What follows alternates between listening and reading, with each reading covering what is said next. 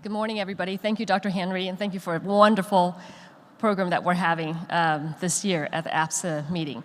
So I'm going to ask all of my speakers to go ahead and come on up as I'm doing the introduction.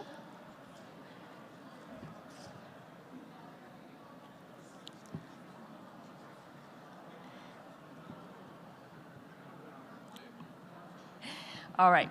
It is my distinct pleasure to moderate this morning's session on AI applications in medical education.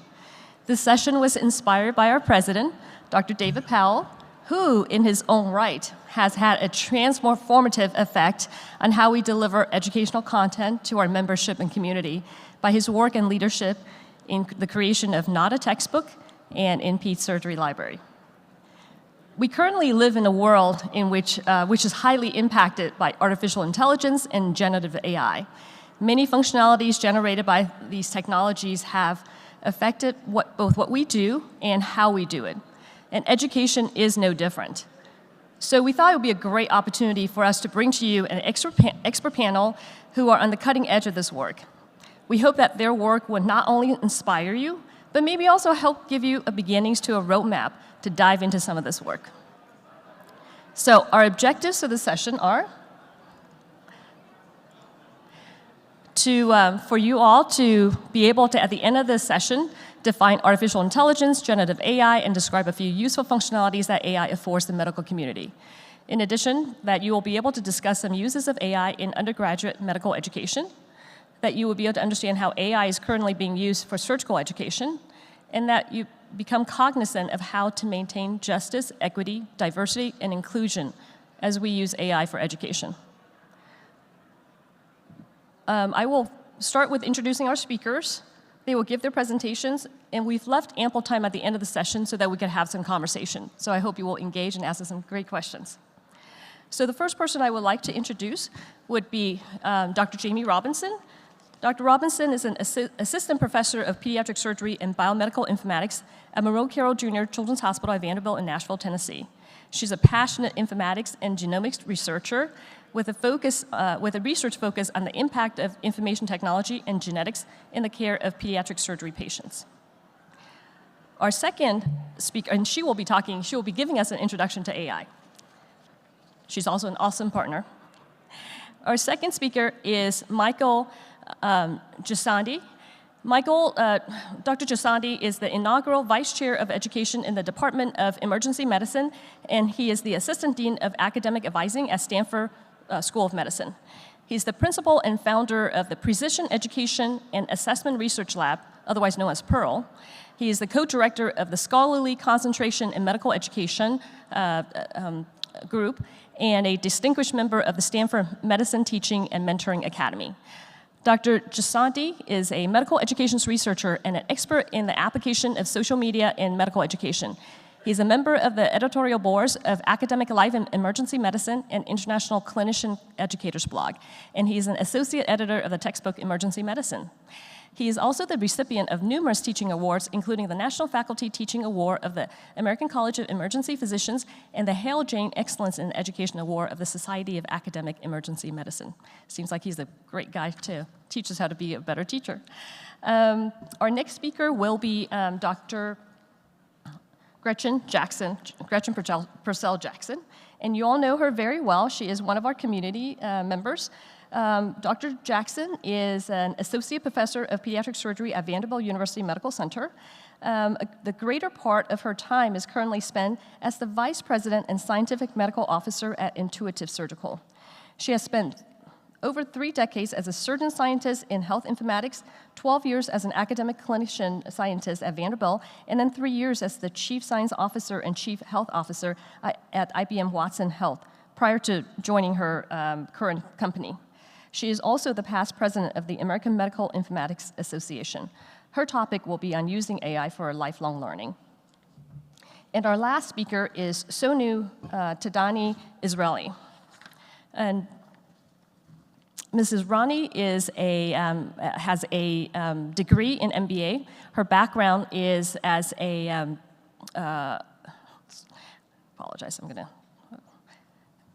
is in Silicon Valley. So she is currently the founding executive director of Stanford Presence Center, Department of Medicine's program in bedside medicine, the co-founder of Stanford Restorative Justice Hub. She's also the co-leader of USD treatment for RJ Initiative and AAMC RJ coursework. She is the founding executive director of the Stanford Presence Center. After more than 25 years in the Silicon Valley tech world, she's now a Stanford entrepreneur building academic and applied science centers, programs, and initiatives. A thought leader in artificial intelligence in healthcare, she co-leads the National Academy of Medicine's Working Group on Artificial Intelligence, publishing in the 2019 AI in Healthcare, The Hope, The Hype, The Promise, The Peril. Justice, equity, diversity, and inclusion are at the core of all of her work. She helped develop and now co-leads the curriculum for the AAMC Restorative Justice and Academic Medicine curriculum. She also launched the Stanford RJ Hub, which engages stakeholders deploying restorative practices across 7 schools and units. Her restorative justice and conflict resolution work engages participants to prevent, resolve, and leverage conflict while furthering purposeful decision-making, leadership development, and organizational vitality. Her scholarly work makes the case for interconnectedness between restorative justice, JEDI, AI, and tech. So I hope that you guys enjoy this session, and if I can invite Dr. Robinson up to start our talk.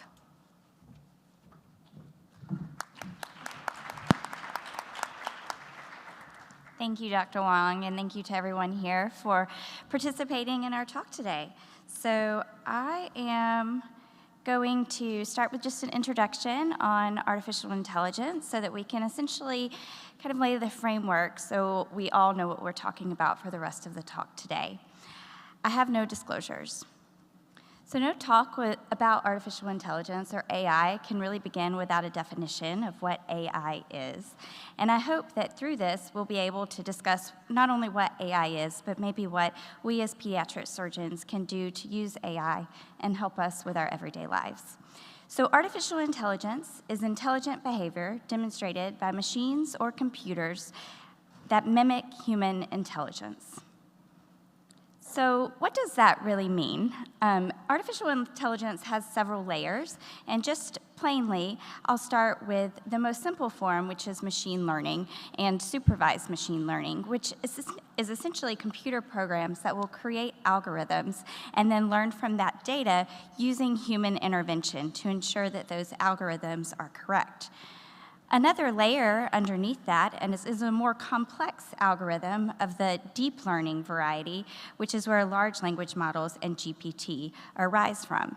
This deep learning or unsupervised machine learning consists of computer programs that can learn on their own. They don't require human intervention to actually learn from the data that is provided. So taking that a step further from unsupervised machine learning or deep learning is the concept of large language models. Large language models take a vast amount of text, typically in what we see on our everyday basis is text from the internet or maybe book sources, and then integrate that text to then generate information and output a different text or transformed text to its user.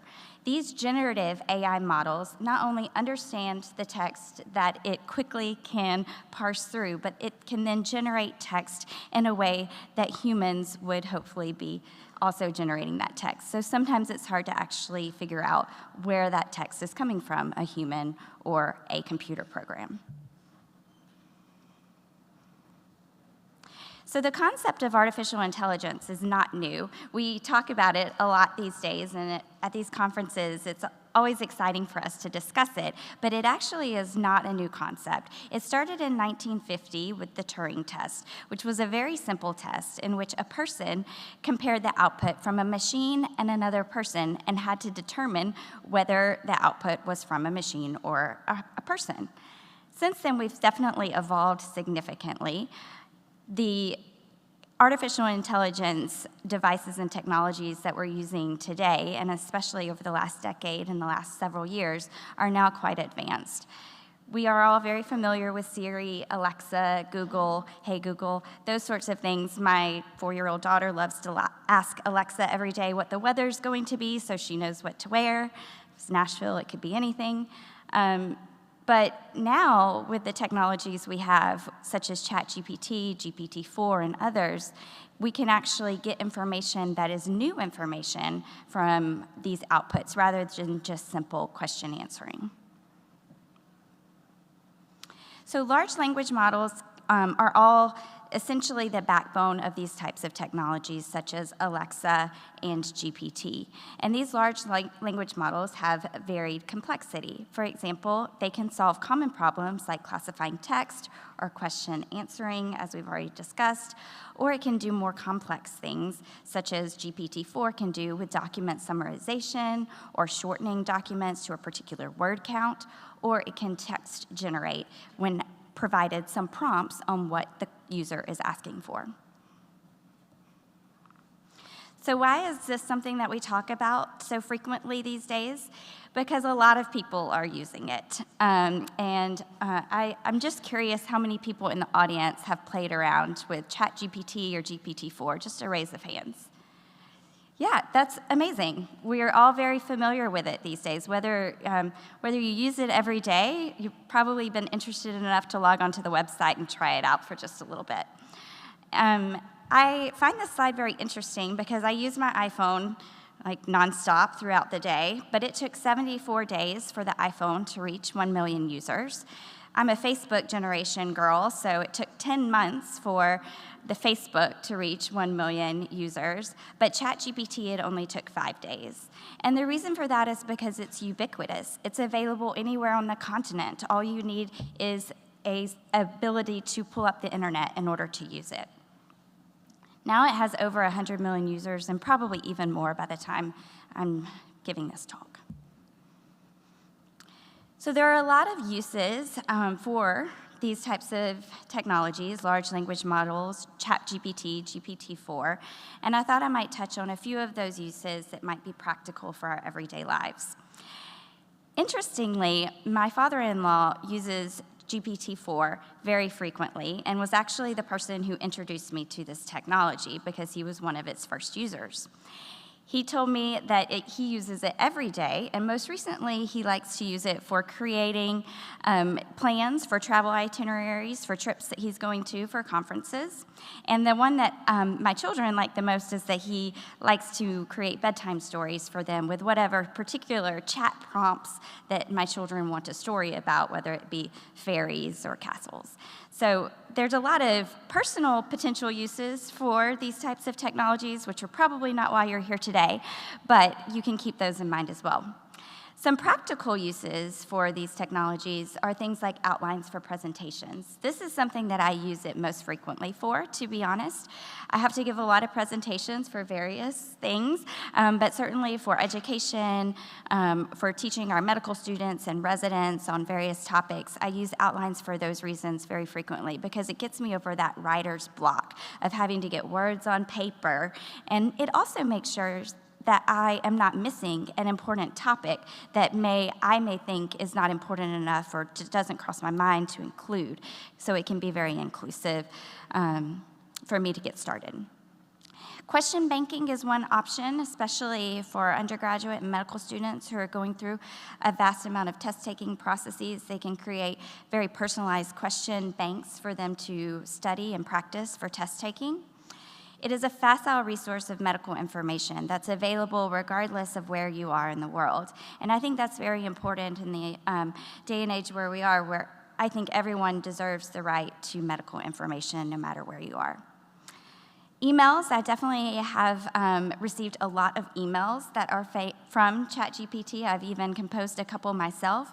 And whether or not you get 1 million emails and have to send 1 million emails a day, and this might make your administrative tasks more efficient, that might be one option for you. But even if you don't want to use it for your emails, I think it's important to be able to recognize when you're receiving that type of text in your emails, because certainly all of the undergraduate students that want to shadow in my clinic seem to be sending me ChatGPT emails, and it's just, I think, important to recognize. Clinical documentation or summarization, this is definitely something that we're thinking about with the electronic health records and where the world is going within the realm of medicine. How can we summarize information within the medical records and make our documentation more easy? AI devices are now being integrated into Epic, and I'm not going to go into all of that right now, but these are certainly things down the pipeline. Improving succinctness of writing and word count. I mentioned this earlier, but that's something that I use quite frequently. For example, if I have a one-page IRB draft that I need to then put into a single paragraph on a background of information, I can then ask it to decrease the word count. Spelling and grammar, it's much better than Microsoft Word at doing this, and you can actually integrate GPT into Microsoft Word Online. You can integrate it into Google Docs, so it can work with you as you're creating your documents. And then something I haven't used it personally for but have colleagues who have, is hypothesis generation and data analysis within their research projects. So the opportunities are not all listed here, but they are continuing to evolve and things to think about. I think it's also necessary to discuss the limitations. This is not an all-inclusive list at all on the limitations of GPT, but is something that I wanted to discuss. Something that's very important to me is that ability to create human connections with people we talk to.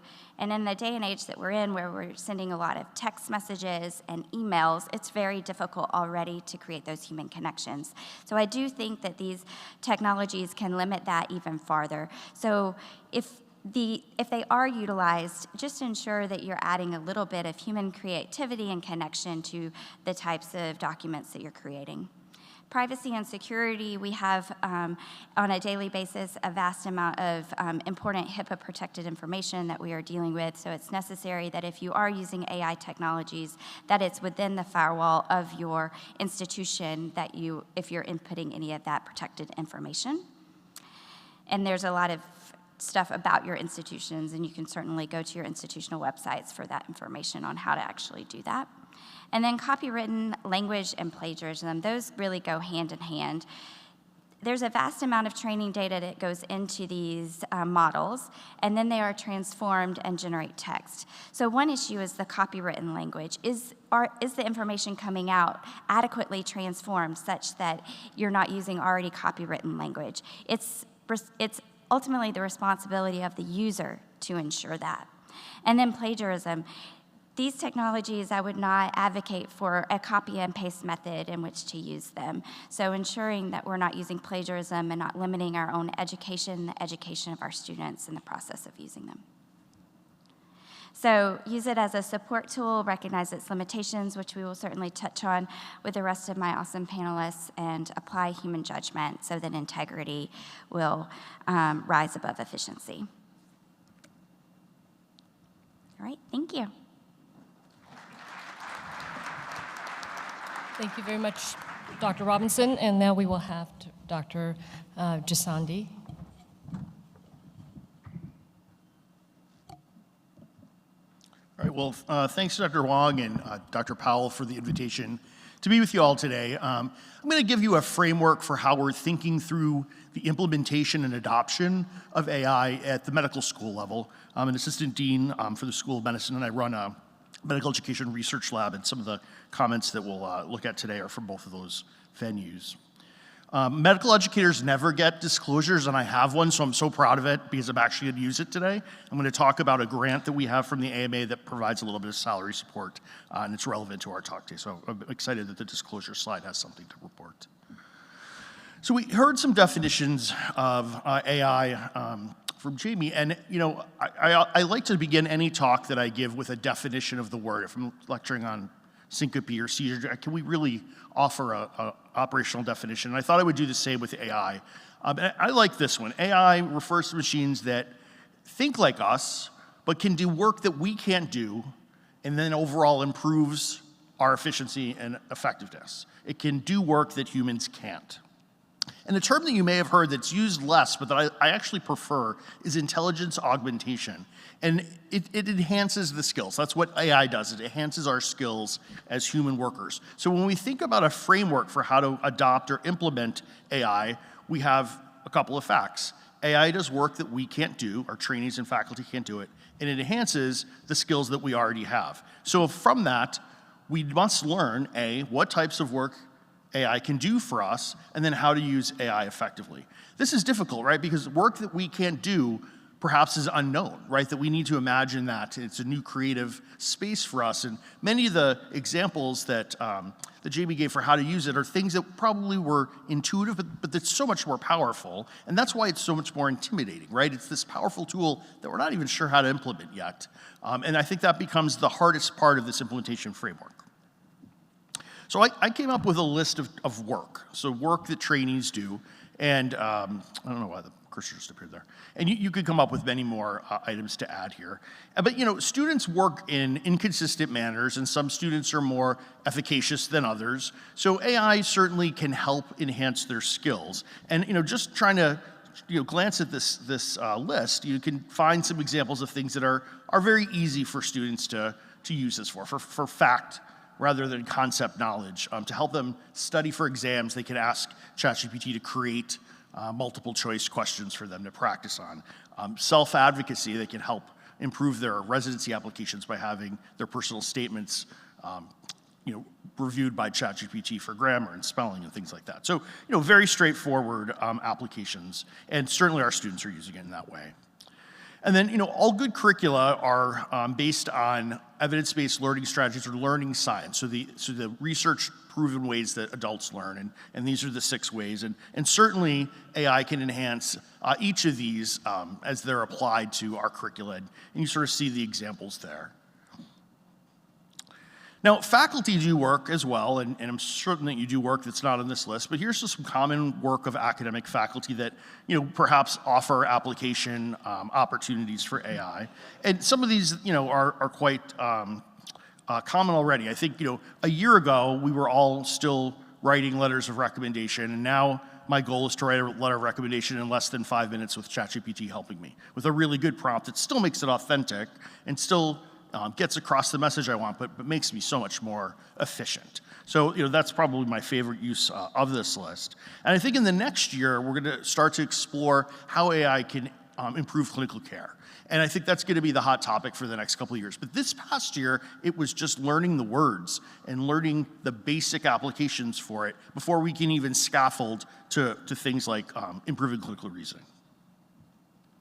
So then how do we get our medical students prepared for this new world? And we think about the curriculum as sort of preclinical and clinical, and similarly in this manner, we think about foundational knowledge and application knowledge. So, foundational knowledge is sort of what we're doing here, explaining the terms, helping students understand how these models work, where the big data comes from, how you can operationalize that data, where its limitations are.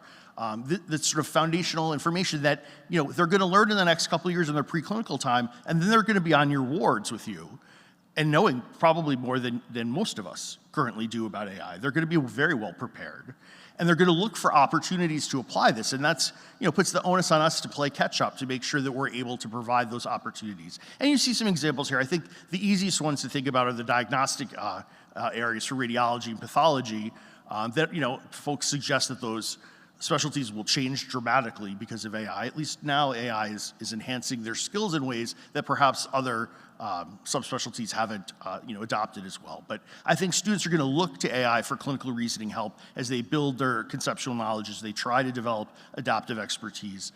I think predictive learning analytics is another opportunity that students are going to be able to access AI data for that perhaps we don't use right now.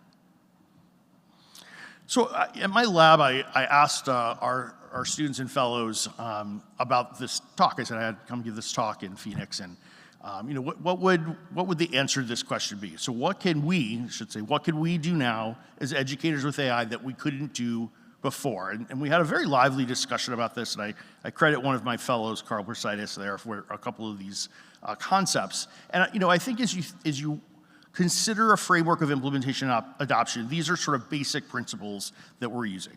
First is to encourage student use and expect more from them. And I'll give an example. I teach a freshman undergrad class at Stanford in winter quarter, so I just taught it. And I decided that I wanted to implement AI this year, because if I didn't, I had this fear that the students would use it Inconsistently, some of them would get an advantage over others, perhaps because of their experience or because of their financial means to be able to buy pro versions of things. So on the first day, I asked the students, how many of you have used AI? And it was, a fairly large class, probably 3/4 of which were women, and only a few men raised their hands, and that was it. So a couple of people out of a large class. I was very surprised. And then I asked the students, why are you not using it? And invariably the answer was, I don't want to be caught cheating.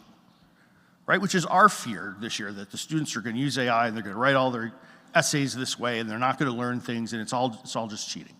So instead I bought pay accounts. I got a little grant and I bought pay accounts, pro accounts rather, for a number of different AI applications and encouraged them to use it and then watched them and basically took field notes every week about how they applied it and how they didn't.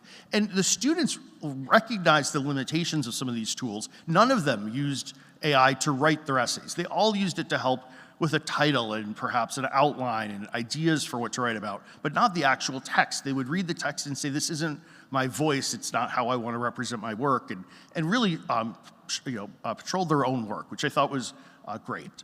And then in terms of expecting more from our students, now the students have the ability to analyze things that we would otherwise teach them in conferences or journal clubs. A student shouldn't come to journal club without an understanding of the methodology and the statistics being used, right? We could argue the same thing now, but it's much, much harder to go to a stats book and try to teach yourself a new concept. But if you go to ChatGPT and say, explain this statistical model to me in an 8th grade reading level, and they get the basics before they come to our conferences. Now, we could probably say the same thing for encouraged faculty use, and I think that was some of the examples that we had here, but we need to practice. If we're gonna develop skills, we have to practice those skills, and certainly that goes for AI as well.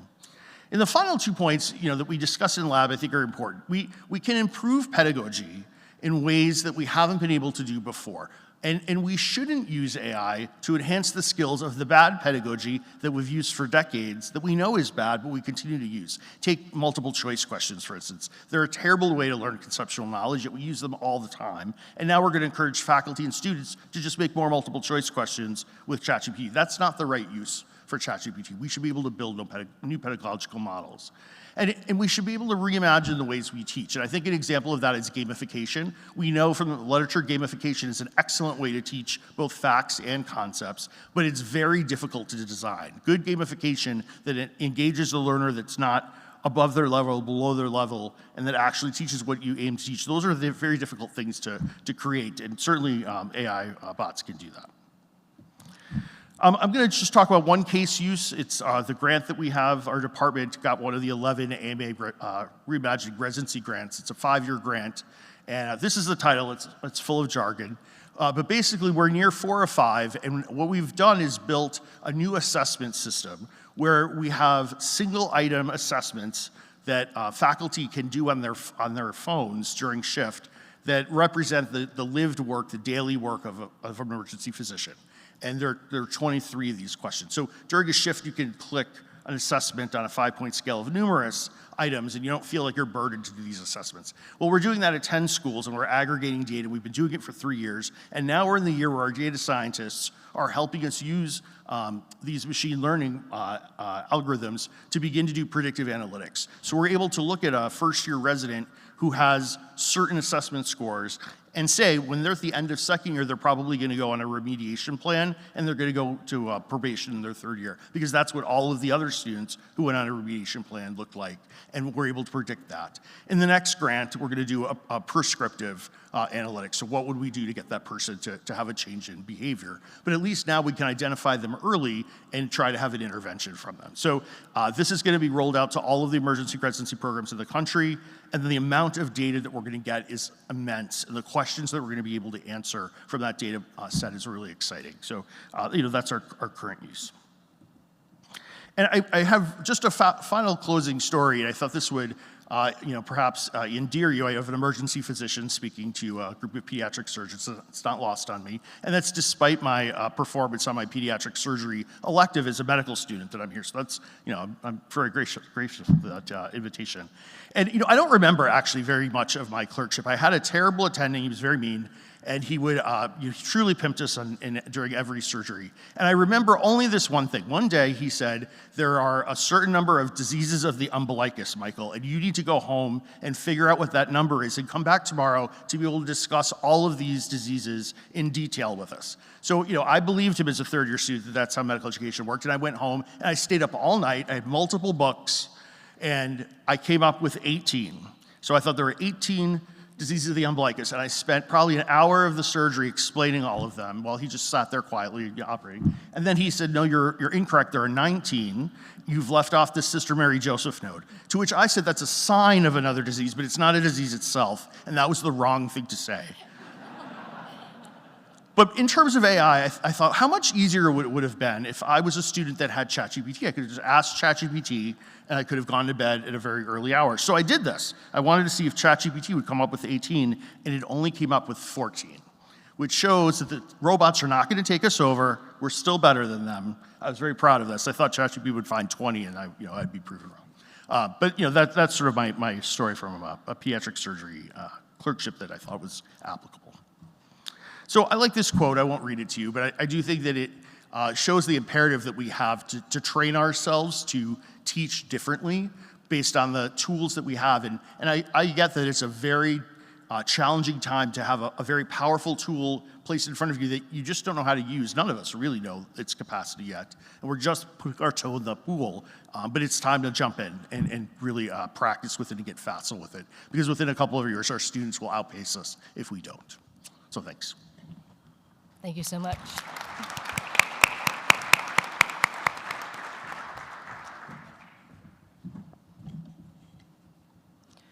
All right. Well, as we learned from Dr. Robinson, AI is actually quite simple. AI takes data and generates insights. And actually, all AI algorithms, even generative AI, does only two things. It predicts and it classifies. So it takes data and generates insights, and through that does prediction or classification. And what I'd like to talk about today is how we can leverage artificial intelligence to take the data that we have about surgery to generate insights that can help us learn throughout our surgical careers. I want to thank Dr. Wong and Dr. Powell for the opportunity to speak. Before I jump in, I do need to address my potential conflicts of interest. I'm an employee of Intuitive Surgical, and I have compensation that includes salary, stock, and stock options, as well as, of course, support for travel. I used to work for IBM, and I still own stock in IBM and Kyndryl, and I still get to practice pediatric surgery at Vanderbilt University Medical Center part-time, and I am paid to do pediatric surgery.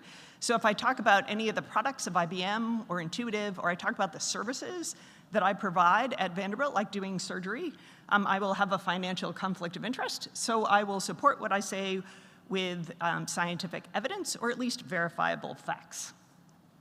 All right, let's jump in. So we live in an increasingly digital world. There are a lot of data out there about what happens during surgery from which we can generate insights. So for example, we have electronic health record data, which artificial intelligence can use to predict the risk of a complication of a surgical patient after surgery. And we have increasingly smart instruments, like we have staplers that can measure the pressure being delivered to a tissue, or energy devices that can actually use artificial intelligence to detect impedance and know when the tissue is, say, cooked. There are actually really interesting artificial intelligence algorithms that can watch doctors and patients talking or listen to them, and without even knowing what they're saying, they can predict who is going to be sued.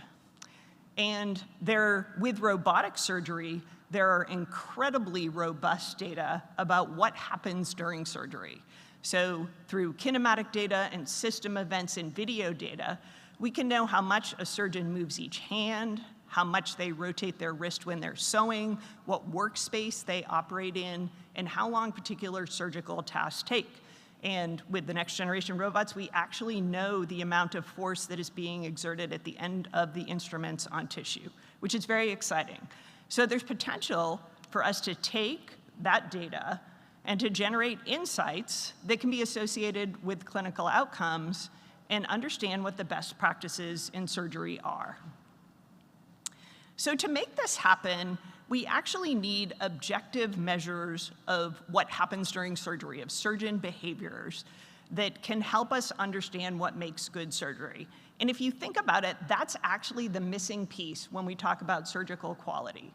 So historically, almost all surgical quality work has focused on patient or disease factors. Is the patient obese? Do they have uncontrolled diabetes? Is it stage 4, not stage 1 cancer? Or it is focused on very simplistic surgeon or institutional factors. How many years has the surgeon been in practice? What the patients always ask you, right? How many of these have you done? How many cases have you done?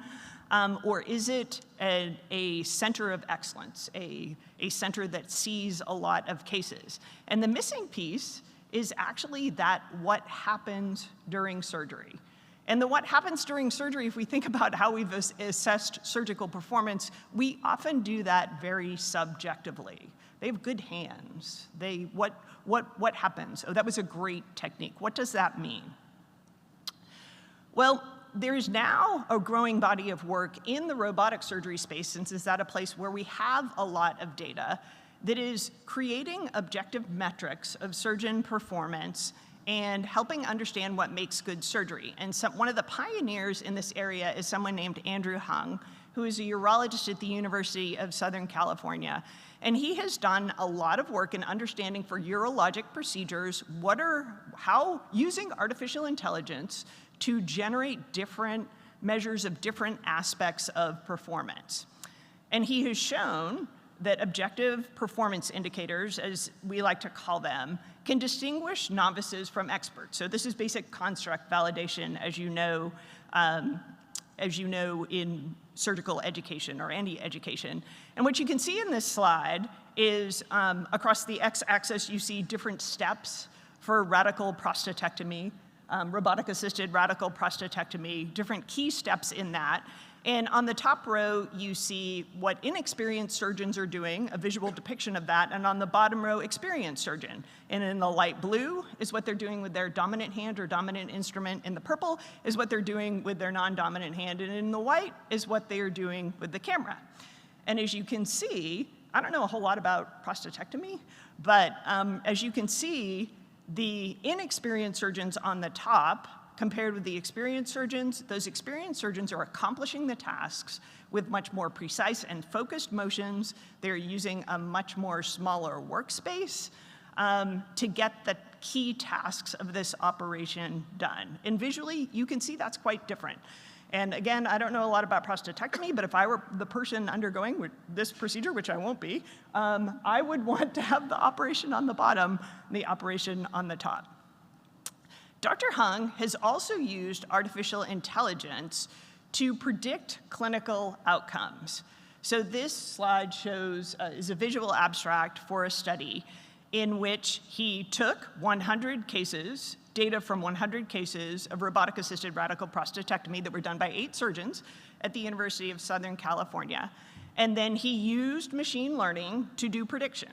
So to say, what of these, and took data to do prediction about urinary continence after robotic-assisted radical prostatectomy. And the variables he took into account were patient factors and disease factors. And then he took 41 of these objective performance indicators. Just to keep us confused, he called them automated performance metrics, APMs, to have yet another acronym. But he took all of these variables, 15 clinical and pathologic features, 41 objective metrics of performance, and used them to predict urinary continence. And he developed a machine learning model, several approaches to artificial intelligence that did that prediction, and the deep learning approach had the best prediction. But what was most interesting about this study was that when he looked at the variables that were important for that prediction, all of the top factors in predicting were objective metrics of performance. There were no clinical or pathologic factors in the top 10. So that tells us that something that is happening during the operation is helping predict the clinical outcomes afterwards, which is what you would expect. But these are things that can be measured. And he did something else that was really interesting. So he took those 8 surgeons and he divided them into 2 groups. First, the surgeons who were the most experienced, had done the most cases, and the surgeons that were the least experienced. And then he divided them into those that had the best performance on their objective performance metrics and those that had the area to improve. And what he showed is those weren't the same groups. So some of the most experienced surgeons actually didn't have the best objective metrics of performance, and also some of the surgeons who didn't have much experience had better objective metrics of performance. And then he took those groups and actually on a separate cohort of patients compared their clinical outcomes. And he found that the experienced groups, the surgeons who were most experienced and the least experienced, no difference in their clinical outcomes. But if you took the surgeons who had the better objective metrics of performance, they actually had better urinary continence rates at 3 and 6 months. And things evened out around 12 months. So again, what is exciting is that we can use artificial intelligence to understand what makes good surgery, and then we can see that these, that it has an impact on how the patient does, which is what we care about. So what's even more exciting about this is some of these objective performance metrics are actually actionable. So if you look at the things that help predict that urinary continence, well, the amount that you rotate your wrist when you're sewing the urinary tract back together actually has an impact on urinary continence. And what's exciting is that we can take some of these actionable metrics and we can actually prescribe things that a surgeon might do to improve their technique. So if the angle at which your wrist is being rotated or enters the tissue, we can give you a virtual reality simulation to help you practice that angle. And in fact, we can give you a virtual reality simulation to help you practice every angle that you might need for surgery. So I think the exciting vision here is that we can take data that we have, and it may be from surgical robotics or it may be from other tools that are being introduced into our operating room. There are whole room cameras that can capture what happens during a surgical procedure, who's in the room, when events happen. We can take these data to generate insights, and these insights can be used to actually give us guidance in improving our surgical technique. And I think the vision, if we can realize this vision, this may radically transform both surgical education and practice. And I think there are a couple of great opportunities here. One, I think we can democratize surgical training. Many of us are products of who we trained with, and I was blessed to train with many terrific pediatric surgeons, but we can take objective data from the people who are getting the best outcomes, and everybody can learn from them. I think we also might be able to take steps going from time-based training, which is really long in pediatric surgery, to proficiency-based training. And most of all, I hope we can use this surgical data science to solve some of the great mysteries of surgery.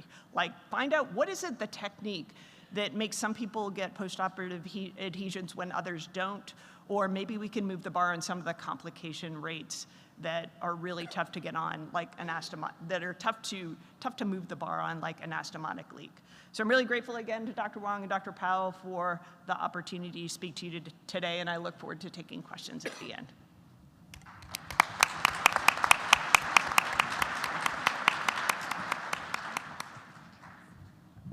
Good morning. My colleagues have done a great job of showing you the promise and the hope of AI in healthcare and medicine in general. They look through the windshield, and there is great hope, and there is great promise. My role here today is to talk about the potential hype and the peril, that which is in the rearview mirror and in the side mirrors. As you heard in the introduction, I spent 25 years in tech before I went to Stanford 15 years ago. I love my Tesla. I will never automate the self-driving feature of it, and you can ask me why later. Some of the work I'm going to present today is based on a book my colleagues and I published under the National Academy of Medicine in 2019. We titled the book, The Hope, the Hype, the Promise, and the Peril. And there are two pieces I'm going to extract from that book, which were my contributions. One was the quintuple aim that you see listed here. Many in healthcare have for a long time talked about the triple aim, by which we measure, assess, deploy. Then we added the quadruple aim after we saw clinician burnout. We argued back in 2019 that we needed to add a fifth aim. In those days, I used to call it equity and inclusion. Today, I call it JEDI: justice, equity, diversity, and inclusion.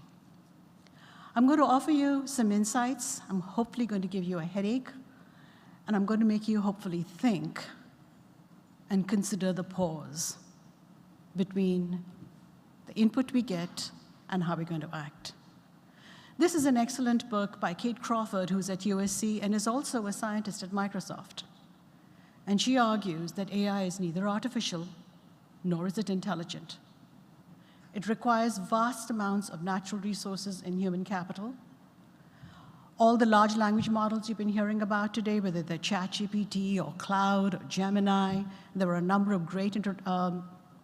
number of important tech introductions this past week on Monday from ChatGPT about a new version from OpenAI about ChatGPT, and on Tuesday from Google.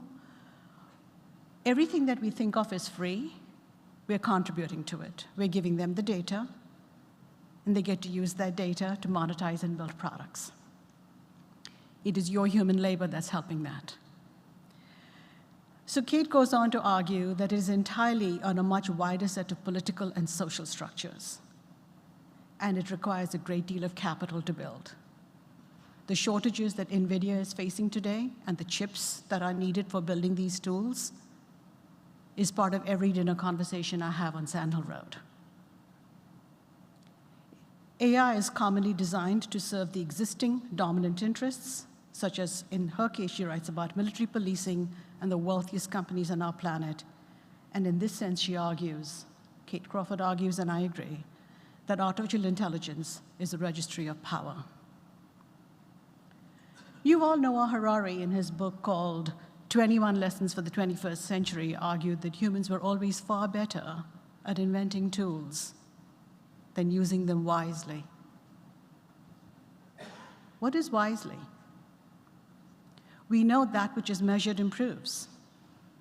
And to me, wisely is the quintuple aim. Because if we do not prioritize what I used to call equity and inclusion and today call JEDI, what are we doing in AI? We have a hierarchy of power that determines what problems to solve, what trade-offs to make in the algorithms, what data to use, and how to measure success. We know our past is racist, sexist, homophobic, ableist, pick it. We know in healthcare we have the structural determinants of health. I no longer call them social. Redlining is not something someone has control over. Redlining is structural. So if we take the past to predict the future, David Powell's dean that he talked about earlier, who told him you failed this test, you should never go into medicine, if that was a black box that made a determination and he wasn't allowed to register for any more classes, he would not have been standing up here today. The other thing we argued in that publication in 2019 was using a human rights framework for implementing AI or any other innovation for that matter. We have to start by asking ourselves, what do we value? If what we value is throughput, efficiency, volume, and profit, we will have greater health inequities than we already do. We see it in primary care. We have a world of kiosk care that is often available online or via the equivalent of pop-ups everywhere. And then there are those of us who have the privilege of either the equivalent of concierge care, or we have friends and colleagues who function as quarterback MDs. The 2024 versions of my mother and my two grandmothers, who never finished high school, who were refugees and immigrants, they cannot navigate America's healthcare system. What is worse, that my two daughters, who have awesome educations from some of the greatest institutions in our country. They have backgrounds and training in computer science, and the other one in both computer science and law. One works in the White House, and the other one is a civil rights lawyer. When their healthcare issues are vanilla, they can handle them. The minute their healthcare issues are not vanilla, they need a quarterback MD or their mother's Rolodex. We have to ask ourselves what we value. We talk about human-centered. All of you are humans. Your colleagues and teams that work with you are humans. Your patients are human. Their friends and their family are human. What does human-centered actually mean? It means it has to be to humans, for humans, and by humans, which is why we hear the world of AI and augmentation. I'm going to skip to how do we define progress, because my VC colleagues, my venture capital colleagues say, Sonu, you talk about hitting a pause button, the rest of the world will take over. And I ask, how do we value, what do we define as progress? If progress means that those of us who have privilege continue to get more, and the people who lack privilege and have lacked it historically continue to get less, that is not my definition of progress. So we have to ask ourselves, how are we each responsible? I love my Tesla, not turning on that software. I am responsible if my Tesla causes an accident. We can, but should be. Meredith Broussard talked about the world of techno-chauvinism a long time ago. We have to use technology judiciously, appropriately, equitably, with justice in the middle. And Shoshana Zuboff at Harvard wrote an excellent tome, the summary of which for me was, who knows, who decides, and who decides who decides.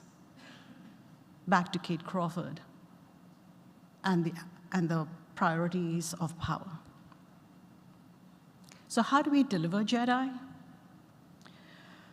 Desmond Tutu talked about the concept of Ubuntu. He said the essence of being human is what's important, and that Ubuntu speaks particularly about the fact that you cannot exist as a human being in isolation, even with the large language models we have, and the fact that they offer great hope and promise when it comes to addressing perhaps loneliness. There are many who will then turn it off and seek human connection. Why did all of you come here in person? Why don't you just sit at a screen at home and participate? It speaks about our interconnectedness, and we think of ourselves far too frequently as individuals, separated from one another, whereas we're all connected, and what we do affects the whole world. When we do well, it spreads out. It is for the whole of humanity. In the year 2020, the city and county of San Francisco minted more millionaires than it ever has in its history. It is also the year we had the largest growth of the unhoused population. So it doesn't matter how wealthy you are in San Francisco, you walk down Market Street, you don't feel safe. We're all connected. I'm going to stop there and turn it over to our moderator to take questions. Thank you.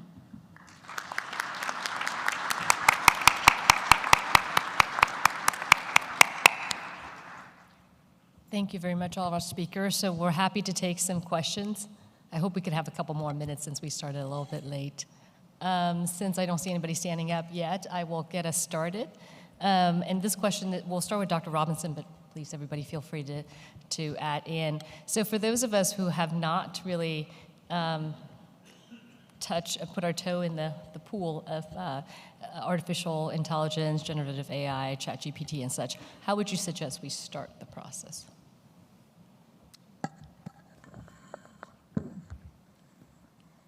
So fortunately, it seems like that's the minority here, based upon earlier. But I would suggest first just logging onto the website and playing around with it, because there are some things that large language models and AI can do very well, but there are other things that it cannot do very well. And it's a tool that we have to learn how to use. So for example, if you go onto GPT and you type in, who is Jamie Robinson, there's nothing on the internet, or at least very little, about me. So there's no Wikipedia page. There's nothing that the model can build upon that's actually very universal to me, other than that I'm an assistant professor of pediatric surgery at Vanderbilt. So if you ask it where all of my personal information, it's going to make up information about me. And I think it's important to know that that's what this technology does. It generates information. It doesn't say, I don't know. So I think going on and using some of the data, using some of the platforms and determining what I put in, am I getting back what I would expect, will really help you determine how best to use it. I would add, certainly with if you want to go experiment with conversational technologies, I would caution people to be very careful. So a group of us were asked to come to the White House last year from very different industries to talk about what we were doing, and every single person from Pfizer, from United Health, from Epic, were all saying we are using our internal tools to do the work that we want to do. One, because we don't want to give away our intellectual property, and two, because we don't want to violate HIPAA. So if you are doing anything with patient data, or you're doing anything with things that might be important or confidential for your work, for your business, for your research, that it is probably something that you don't want to share, because the companies that make most of these commercial technologies own the data, and there's no protection, there's no privacy. The other thing that I would say is that many organizations, including academic institutions and corporate organizations, have built their own tools. So use your own internal tools so the data stay internally, and so you retain the intellectual property rights to what is generated. The other thing I would say is, if you want to experiment in artificial intelligence, I wouldn't start with generative AI. There are plenty very simple predictive or conversational technologies that you can experiment. And again, I used to work at IBM, but people from academic institutions can go to ibm.com/watson and use a wide variety of educational resources, as well as build conversational agents or build predictive algorithms for free. Thank you. We'll take the question on this side. Yes, Luke Neff, Wake Forest University. Great panel. This is certainly a revelation in terms of the different things that have been discussed. This question is sort of for Dr. Jackson, Purcell Jackson, especially in context of what Mrs. Ronnie said. When I heard about, or when you mentioned the notion of insights that can be gained from even the activities of the robot and how that might be centrally housed, my question is, insights or liability? Because you made a very haunting comment about how it can be predictive of lawsuits. And so I guess that's if you would expound on, is it insights or is it liability, or can it start as insights and then take on a very dark nature to where it does become liability? So every time you do that operation, you're being scrutinized to a level that's never been seen before, with maybe not all of the context. Thank you.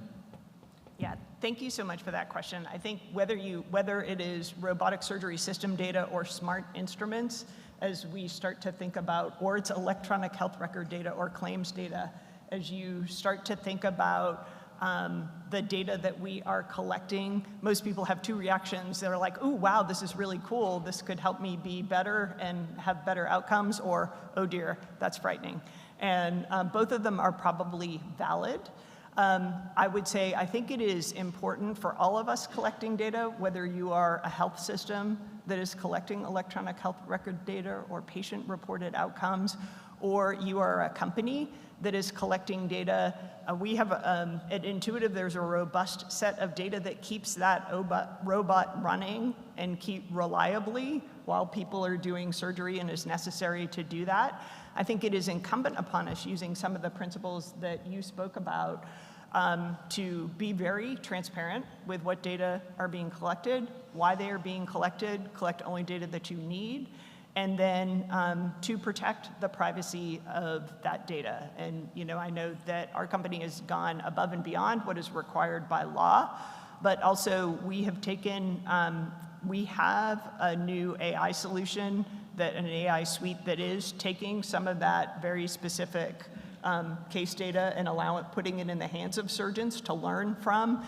And we are protected within an AHRQ, patient safety organization, so it is not discoverable. And I think taking measures as we start to collect data and generate insights that are important for quality, that we take protections for data privacy. And it's well known that, in aviation, certainly, the countries that have the worst plane crash results are the ones that don't scrutinize, that criminalize what happens, so that when something goes wrong, everyone starts pointing fingers. But if we can look at what we're doing and understand when things go well and when they don't, and do that in a safe way, we will be able to prevent disasters and get better.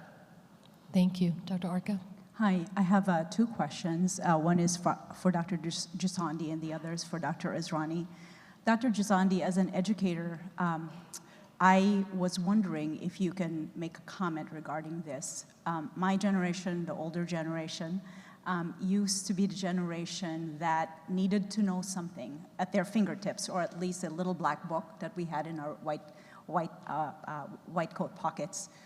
The generation that we are teaching is the generation that knows where to get the information, not necessarily have it ready to talk about, but they know where to get it. And then I worry that the artificial intelligence generation will be the generation that knows how to craft the best prompt. And I worry about the internalization of a knowledge that you may need to be at the tip of your hands when you're inside looking at a patient's organs, saying, what the heck am I supposed to do? Fire up my cell phone. So that's one question. The other, for Dr. Israni, is a philosophical question. Large language models rely on data that are already existing, and you've already talked about how the data that are existing have are not necessarily truth. It's truth based on a certain population. How do we move forward to make those inequities less? I know those are really easy questions, so thank you for your responses. Well, that's a great question, and I appreciate it. We have a generation of Americans who grew up without the internet, and we have generations that grew up with the internet. And the internet has changed everything about how we live our daily lives. And this is very clear corollary here with AI. Life will be different with generative AI alone, if not all of the other applications that were discussed today. So to not teach our students how to leverage that, I think is not meeting their needs just from a couple of years from now. How they learn facts versus concepts, which I think is part of your question, that's a little bit of TBD. I mean, I don't know that we know how to do that as educators quite well yet. We have active research studies going on at Stanford trying to understand how to use AI for clinical reasoning. And those are going to take a while for us to really be able to suss out, with enough power, how well students are using it as they learn the new material. It's different to have this body of knowledge and then have to answer a clinical question and use AI to maybe make sure that you're right. And there's a totally different body of knowledge needed for a student who's learning something for the very first time, doesn't know the context or limitations, and now is being asked to make a clinical judgment. They're going to use the tools very differently. So we're trying to understand that so that we can build curricula that probably meet the needs that you're discussing. I'll add one comment to his and then answer your question for me. Tuesday's announcement from Google, many argue in Silicon Valley, might actually kill Google searches the way we know them. And our trainees will no longer just have to do a Google search, but they'll get the information because it's summarized for them, not always 100% accurately, but it will look very accurate. And it will be summarized by those who already have power. Sorry? That's frightening. That's frightening. It'll be there in 3 years, unless Lena Khan gets her way in some fashion. How do we fix what you just talked about over there. I don't think it's definitely a philosophical question. And the two frameworks I offered, both the quintuple game as well as using a human rights framework, are certainly philosophical solutions. There is something each one of us can do every single day today. Collect data at the disaggregate level, not at the average level. The average means nothing. So when you collect data, break it out by race and ethnicity, break it out by age, break it out by zip code, break it out by sex/gender. So you can truly understand how the outcomes are different and where there is a higher error rate, and then dig into why, rather than recording averages. That is this one first simple thing we all should be doing every day. Well, thank you for that great answer. That's a very powerful answer. I hope we all take that home and start doing that. So we have run out of time, sorry. So feel free to come up and chat with us if you have any additional questions. These are all our contact information. For those of you who need some information about ChatGPT, there is a JPS as a primer that was drafted by the Education Committee and the New Technology Committee. Hopefully that information is helpful to you. Thank you all so much for your attention.